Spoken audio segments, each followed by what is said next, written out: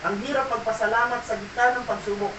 Pero ang dami tao sa Biblia, nandun sila sa gitna ng pagsubok, hindi nila nakalimutan magpasalamat sa Diyos.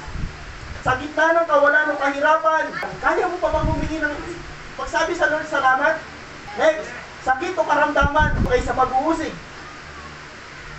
Okay, sabi dito, hindi madali, pero gawin pa rin natin. Okay, ang conclusion natin, sa totoo lang hindi madali. Pero ang conclusion natin, hindi madali, pero gawin pa rin natin. Kanina, bakit? Kasi mga Kristiyano tayo. Pangalawa, bakit? Kasi mga mananampalataya tayo. Amen. Amen. Mga mananampalataya tayo ng Panginoon. Kaya pahirap man, nawawalan ka man, nanghihina ka man, Lord, hindi ako titigil. Lalo na yung masira yung relasyon ko sa iyo, hindi ako titigil kasi mananampalataya ako. Kahit ano pang mangyari, kapatid, wag mong tatanggalin yung tiwala, pananampalataya mo sa Diyos. Wag na wag. Kahit ano pang mangyari. Ito na, babanggitin ko na sa inyo. Yung mga tao na kahit nasa kapamakan sila, nasa gitna sila ng buhay at kamatayan, nanindigan sila, mananampalataya sila sa Diyos.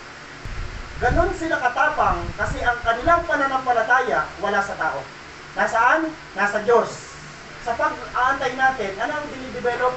Yung karakter. Minumold yung karakter kung paano ka magiging mabuti at maayos na tao sa panahon na naghihintay ka sa tugon ng Diyos. Kasi maraming mga tao na nag-aantay sa Diyos, habang nag-aantay, nagagalit at nawawalan ng tiwala sa Diyos. Asan ka doon? Habang ba nag-aantay ka, lalo ka nag-uminit at naniniwala sa Diyos. Habang ba nag-aantay ka sa sobrang tagal na, lalo ka pang umiinit at naniniwala may Diyos. Ganun dapat. Kasi walang binigo ang Diyos na nagtiwala sa Kanya. Mga kapatid, magpasalamat tayo dahil may Biblia tayo na hindi tahimik ang Diyos sa Biblia. Binabasa? Binabasa po ba? Andito maingay ang Diyos sa Biblia. Ang ingay-ingay ng Diyos sa Biblia, kung babasahin mo. Sabi ng iba, Pastor, nangungusap pa ba ang Diyos? Nagsasalita pa ba ang Diyos? Nagsasalita ang Diyos kung nagbabasa ka ng Bible.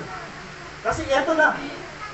Dito, ang pinakamalakas na tinig ng Diyos nandito na. Favor na lang kung marinig mo talaga ang tiny voice ng Diyos. Iwasan mo yung mga negatibong comment sa Diyos pag nandun ka sa part na mayroon kinakanta sa'yo. Pastor, may kinakanta sa akin ng Panginoon ngayon. At ang problema sa kinakantas ng Panginoon sa akin ngayon ay parang gusto niya lahat kunin. Magagalit ka ba sa Diyos pag ginawa niya lahat? Yun ang normal na reaksyon natin. Opo, magagalit ako sa Diyos. Pero kung alam ko lang, kaya yung kinukuha ng Diyos, kasi gusto niya i-multiply, magagalit ka pa ba? Alam kaya ni Job na i-multiply ng Diyos sa dulo? According sa faith niya, hindi man sinabi na alam niya, pero naniniwala siyang may gagawin ng Diyos. Amen ba? Paalala, ang mga tao mapagpasalamat sa anumang kalalagayan nila sa buhay, ano nangyayari? Eto mo, ay mga tao malalakas, at mga taong matitibay. Yes. Mapagpasalamat ka ba sa Diyos? Ngayon pa lang ako humahanga na sa inyo.